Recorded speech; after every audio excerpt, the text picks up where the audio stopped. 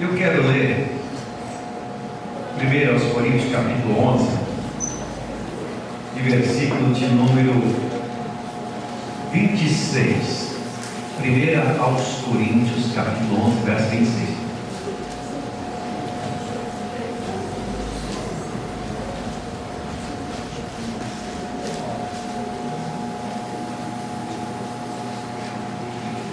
Coríntios capítulo 11, versículos 26. Porque todas as vezes que comerdes este pão, beberdes este cálice, anunciais a morte do Senhor até que venha. Amém. Amém. Antes de entrar na mensagem, eu tenho aqui uns livrinhos. Eu estou já com umas, falei passou 70, mas estou com umas 80 tentativas de livro. Uma hora eu consigo escrever um de verdade. Eu tenho aqui Manual do Obreiro. Tem um livro que eu escrevi para obreiros, os cursos, discipulado, preparatórios de obreiros, porque quanto mais obreiros formados, melhor é para a obra de Deus. Eu estava falando com o pastor que está na igreja, todo mundo prega, desde o porteiro até o jovenzinho prega. Minha preocupação é ensinar a pregar, ensinar a falar de Jesus. E esse texto faz parte de um dos cursos da administração da igreja, Manual do Obreiro. Tudo que um obreiro deve saber da porta até o púlpito, até cerimônia fúnebre, bodas de prata, debutantes, pedra fundamental, ética, comportamento, tudo que um obreiro deve saber da porta até o púlpito. Esse é um. E o outro é Sermões para Todos os Dias do Ano. Eu, como fiquei 20 anos dentro do seminário, eu sempre fui contra elaborar sermões, deixar sermões preparados. Mas o Ezequiel Pires, que estava com uma dificuldade na ocasião, pastor, tem que pagar a rádio, não sei o que, me convenceram dele anunciar esse livro lá na 105.7, que ele saiu como esboços, mas o nome real do livro é Sermões para Todos os Dias do Ano. E então eu lancei esse, e não é que deu certo. Os irmãos começaram a levar o livro, aí eu peguei os direitos de novo, porque era só para ajudar a pagar, já estava fazendo missão até na Lua, então eu peguei de volta e relancei como Sermões para Todos os Dias do Ano. Eu tenho esses livros lá no carro, depois se alguém quiser, eu peço depois o pastor Gilson, alguém para nos ajudar, minha esposa está com a chave lá, se alguém quiser, depois é só nos procurar. Meus irmãos, hoje é um culto especial, é um dos cultos mais importantes da igreja, é o culto de ceia. E eu quero falar um pouquinho sobre a última expressão desse versículo que lemos: até que ele venha. Lembrando-nos que o Salmo 22, lido pelo novo pastor, é um salmo messiânico. Esse salmo tem uma fundamentação maravilhosa na interpretação missiológica. Lutero, o reformador, interpretava a Bíblia cristologicamente. Ele dizia: aquele que lê a Bíblia e não encontrar nela Jesus Cristo, não tem lido a palavra de Deus. Também dizia: considere perdido o dia em que você não leu a Bíblia, tendo em vista ser ele um doutor na Bíblia e ter encontrado Cristo na Bíblia. Então esse salmo é um salmo cristológico que está interligado com esse texto de 1 Coríntios capítulo 11, que é um dos textos fundamentais para a ceia do Senhor. Meus irmãos, a ceia reúne revelações fundamentais para a nossa vida. Toda uma história do cristianismo se fundamenta na ceia. Na verdade, quando a gente celebra a ceia, nós vemos uma história que aconteceu, uma história que está acontecendo e uma história que vai acontecer. Na verdade, nós vemos aí na ceia o presente, o passado e o futuro, porque a ceia fundamenta toda a nossa teologia. Se você estudar demoradamente, prender-se valores e aos ditames dos ensinos e das revelações que temos na ceia, nós vamos encontrar toda a teologia cristã fundamentada em 2 elementos. Porque você pode sintetizar toda a teologia e pode expandir todo o pensamento doutrinário que está revelado na ceia. É incrível essa capacidade de Cristo, porque ele sintetiza o todo no pouco e expande o tudo no pouco. O Senhor trabalha com símbolos, porque quando nós mergulhamos na história, também vemos que a história do povo de Deus no passado estava fundamentada em uma festa chamada Páscoa. Quando o Senhor tirou o povo do Egito, ele instituiu a Páscoa. E a Páscoa é o fundamento da libertação, é o fundamento de uma retirada do cativeiro, é o fundamento de um plano eterno de Deus, é a promessa alongada que Deus fizera lá no Gênesis, quando falara da semente da mulher, Gênesis capítulo 3:15, fundamentado, reiterado em Gênesis capítulo 12, precisamente no capítulo 15, quando Deus fez uma promessa a Abraão, que ele seria pai de uma grande nação. Abraão já estava com quase 100 anos, e como ser pai de uma grande nação, quando Sara já havia passado o costume das mulheres e ainda era estéril, e Abraão com 100 anos, mas o que Deus fala se cumpre, o que Deus fala acontece, o que Deus promete ocorre, e Deus falou com Abraão que ele seria pai de uma grande nação. E lá, em um determinado momento, Abraão estava pensando em fazer do seu mordomo Eliezer como seu herdeiro. Mas Deus diz: é das suas entranhas que eu vou fazer uma grande nação. E Abraão estava na sua tenda, e Deus falou com Abraão. Mas dentro da tenda, o espaço era muito pequeno, a expansão era pequena demais para Deus falar tudo e Abraão entender tudo. Então Deus disse a Abraão: sai da tua tenda. E Abraão saiu da tenda e disse: olhe para os céus, conte as estrelas se puderes, assim será a sua geração. Mas como? Se eu ainda sou estéril, ou melhor, se eu estou avançado, minha esposa é estéril. Deus fez a promessa, Abraão ouviu, mas Deus exigiu um sacrifício diferenciado. Deus pediu para Abraão matar os animais, as aves, colocá-los um à frente do outro e oferecer um sacrifício, oferecer a Deus um culto perfeito. E Abraão assim o fez aquele sacrifício, mas quando ele estava preparando o sacrifício, os abutres aproximavam-se. É sempre assim quando você está adorando a Deus, servindo a Deus, os abutres aproximam, porque são as heresias. É o inimigo querendo arrancar do seu coração a verdade, a precisão de Deus. Mas Abraão os enxotava.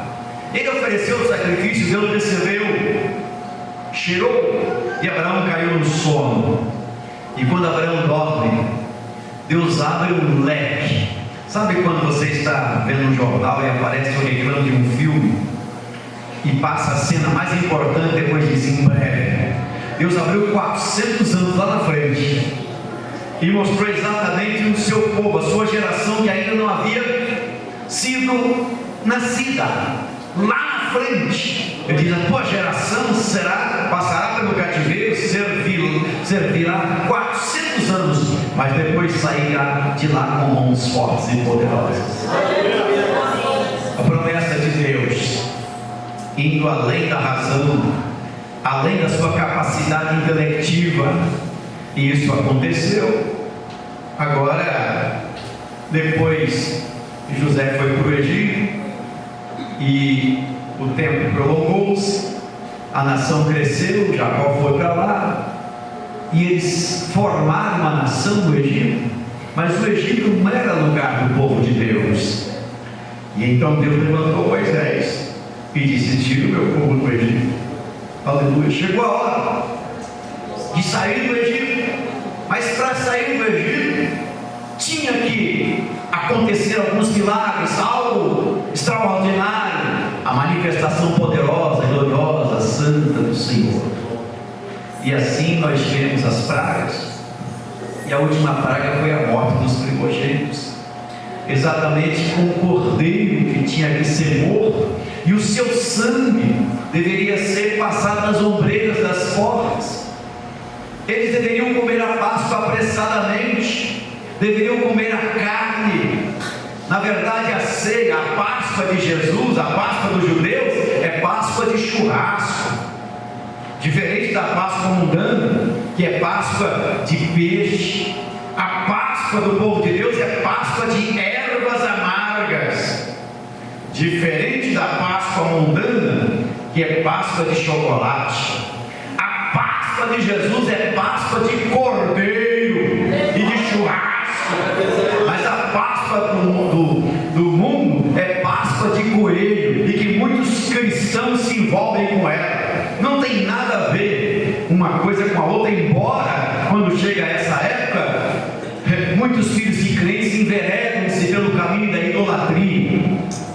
Mas veja essa tríade: o cordeiro ali representa Jesus, o cordeiro representa exatamente o plano eterno de Deus, o cordeiro representa essa teologia estendida, essa doutrina estendida que o Senhor Jesus instituiu exatamente no dia da Páscoa, a Santa Ceia. Isso é lindo, maravilhoso.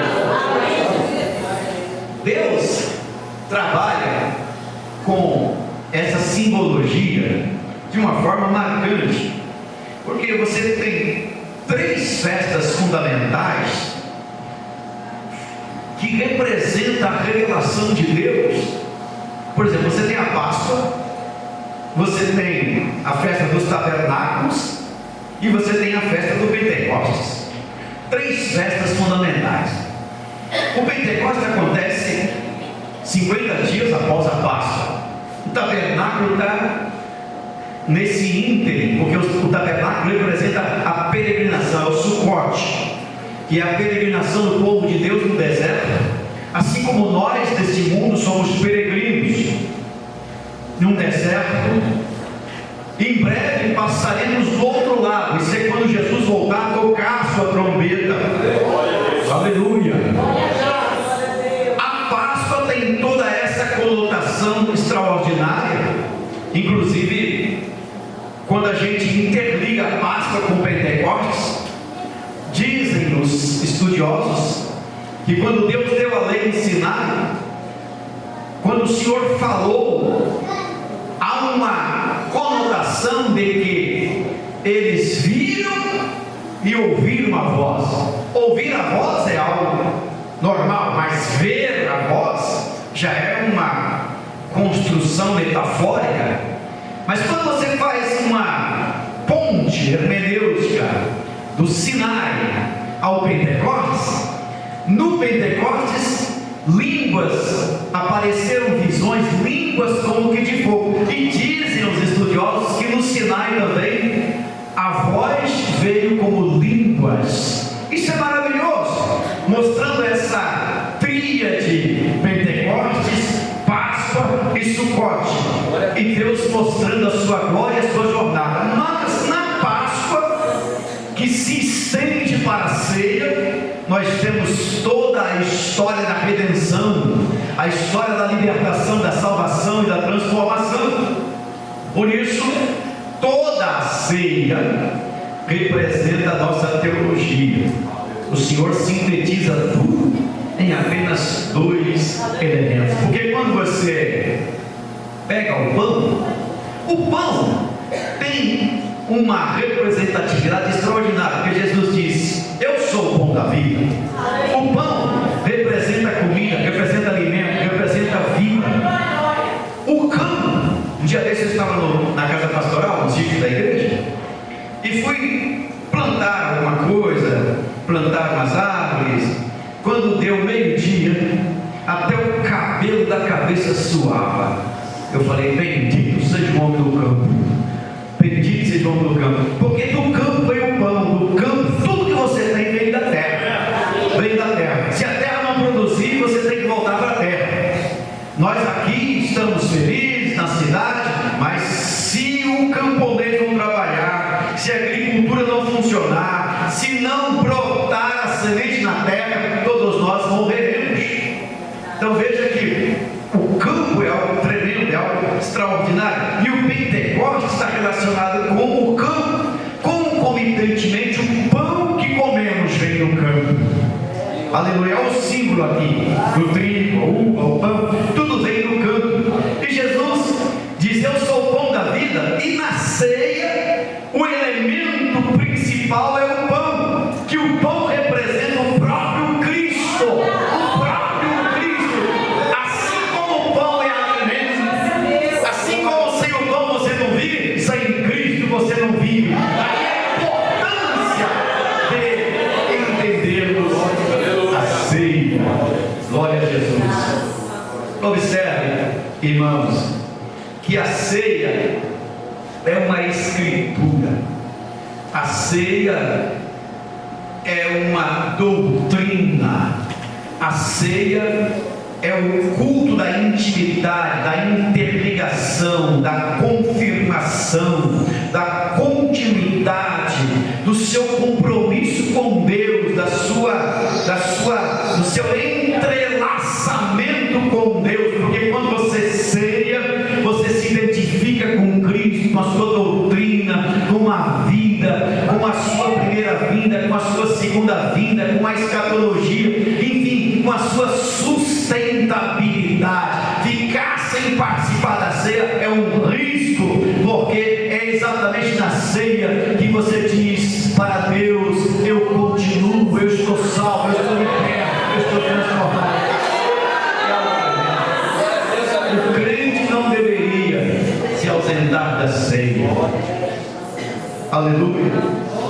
Os antigos pastores diziam que para você identificar a espiritualidade de uma igreja, você precisa olhar para 4 ocorrências da igreja.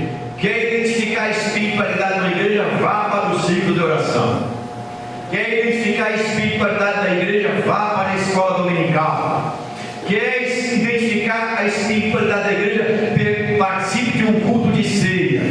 Quer identificar a espiritualidade da igreja? Vá a um culto de doutrina. Aí você analisa como é a vida da igreja, como é a espiritualidade da igreja, porque a igreja cresce com alimento, a igreja cresce com alimento sólido. Esse negócio de fast food, essas comidas aí rápidas que acontecem, aliás, a nossa geração está ficando cada vez mais doente, porque a alimentação não é sólida, a alimentação é uma alimentação enlatada. Então nós não podemos entrar por este caminho dos enlatados espirituais. Nós precisamos comer aquilo que queremos.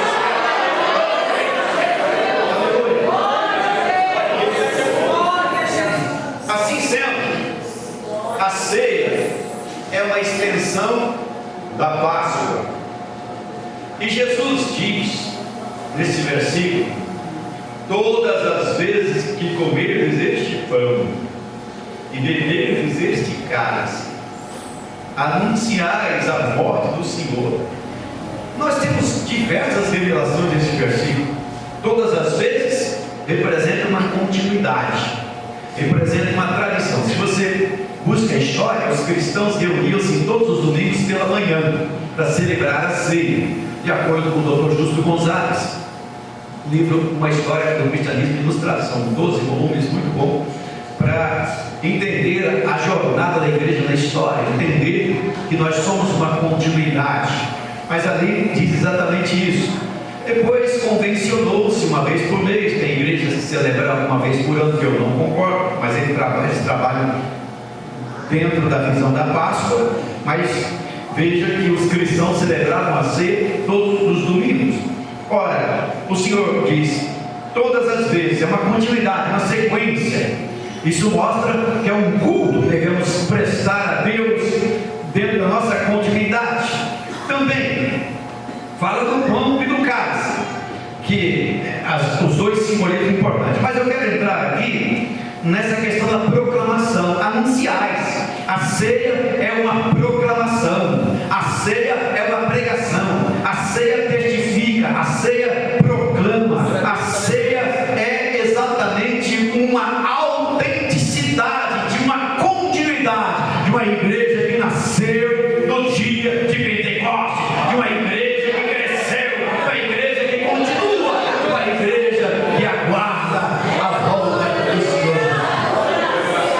Mas também, diz o texto, anunciais a morte, demonstrando que o nosso Cristo passou pela cruz. Nosso Cristo é o Cordeiro de Deus que tira o pecado do mundo. Nosso Cristo assemelha-se ao Cordeiro que era morto e o seu sangue passado nas ombreiras da porta. João diz: eis o Cordeiro de Deus que tira o pecado do mundo. João 1:29. Agora, quando você olha para o Cordeiro que foi morto, lendo o livro de Apocalipse, nós vemos o Cordeiro agora ressuscitado, restaurado, Cordeiro que ressuscitou, Cordeiro que em breve voltará. Então veja bem, nosso Cristo passou pela morte, mas não ficou na cruz, não ficou na sepultura. 1 Coríntios capítulo 15 diz que se Cristo não ressuscitou, é vã a nossa pregação, é vã a nossa fé. Comamos e bebamos, porque amanhã morreremos. Veja, a ressurreição é a glória do cristianismo.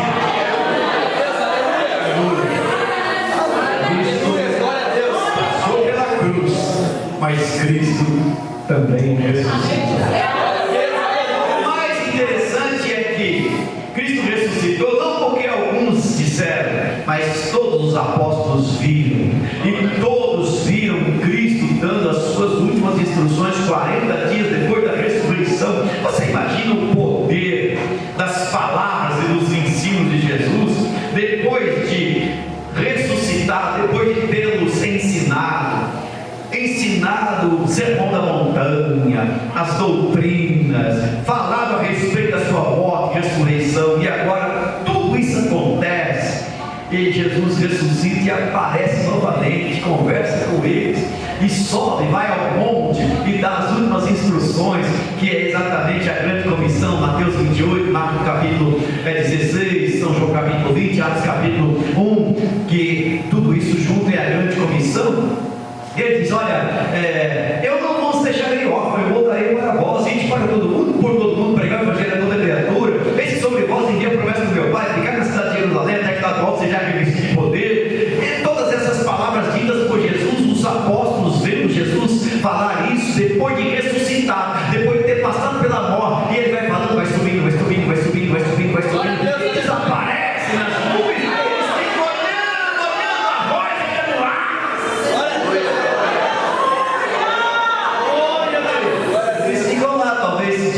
Lá também faria isso.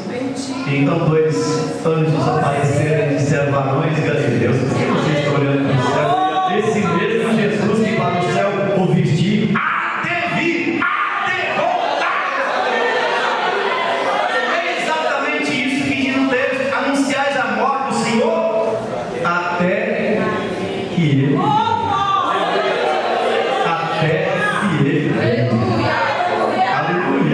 a glória do cristianismo. Quando a gente olha para Jesus, é o fundamento, é a vida, é a glória, é a solução, é a revelação, é o caminho, é a verdade, é a vida, é tudo que nós precisamos. O slogan da nossa igreja é assim: Jesus tem tudo que você precisa.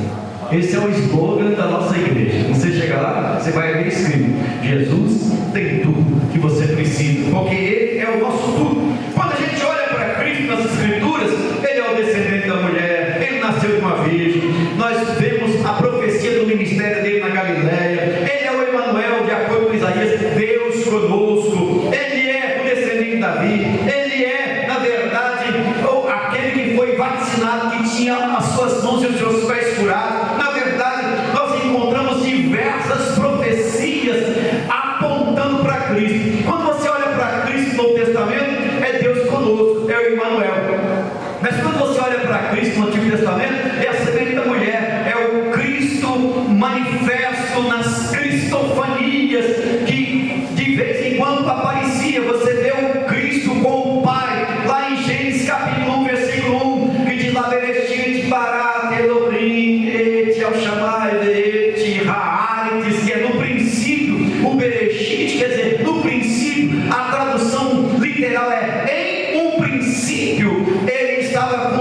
palavra Elohim, que é Deus, é um plural. E esse Yod Mem no final é um plural, significa literalmente Deus. Mas ali você encontra o Pai, você encontra o Filho, você encontra o Espírito Santo. Veja bem, no princípio, assim como João diz em São João capítulo 1, versículo 1, em Logos, cuja tradução é a literalidade de Bereshit do hebraico, tradução literal, em um princípio, porque Deus não tem princípio, Deus não tem fim. Deus é antes do princípio e depois do fim. É uma coisa que não entra na minha e nem na sua cabeça. Como podemos imaginar um ser que é antes do princípio e depois do fim? Assim é Deus. Ele é aquele, conforme eu disse, Deus é como um grande cozinheiro que pegou nada e temperou com tudo, e com o poder da sua palavra. Você olha para o Antigo Testamento, você vê Cristo, como Jesus orou em São João capítulo 17, na oração sacerdotal: ó Pai, glorifica-me contigo com aquela glória que eu tinha antes da fundação do mundo. Veja, você olha no Antigo Testamento, você vê Cristo, de Gênesis até Malaquias. Em cada livro da Bíblia você vê Cristo. Ele estava com o Pai. Mas quem é Jesus? Jesus é Deus. São João capítulo 14, Jesus diz, Filipe diz: mostra-nos o Pai, isso nos basta. E Jesus disse: eu estou há tanto tempo contigo, Filipe, você não percebe que quem vê a mim vê o Pai? Quem olha para mim olha para o Pai, porque eu e o Pai somos um. Moisés, no Monte Sinai, queria ver Deus, mas Deus disse que ninguém pode ver a sua face e continuar vivo. Entretanto, Moisés, como era íntimo de Deus, Deus permitiu que ele ouvisse pelas costas. E depois, como Moisés viu Deus pelas costas, o povo não podia olhar para Moisés, porque a face de Moisés brilhava só pelo fato de ele ter tido uma experiência com Deus, ouvido pelas costas. Deus disse: ninguém pode me ver. Entretanto, Deus é tão bom, tão extraordinário. Deus é tão além do que possamos imaginar, que Ele olha para a terra e vê uma humanidade perdida. Todos estavam perdidos. Então Ele amou o mundo, João 3,16, de tal maneira que Ele mesmo veio. Apocalipse diz que o céu e a terra queria fugir da presença de Deus e não encontrou lugar. Davi diz no Salmo 139: para onde fugirei da tua face? Se eu for no abismo, ali tu estás. A escuridão é luz para ti. Esse Deus, cuja terra estremece, Abacuque diz: Senhor, de onde tu vens, que tu marchas pela terra? E quando Abacuque fala aquela visão de Abacuque capítulo 3, quando naquela visão onde Deus passa, as árvores se inclinam, os rios se inclinam, o céu se inclina, porque ninguém suporta a sua presença. Ali diz que adiante dele a peste, significa que a doença, o câncer, a AIDS, tudo quanto é coisa ruim, se eles vão embora, porque ele vem, porque quando Deus vem, a peste vai embora, a praga vai embora, a doença vai embora. Tudo isso é o que, pastor? É Cristo, é Cristo. Mas agora, no Novo Testamento,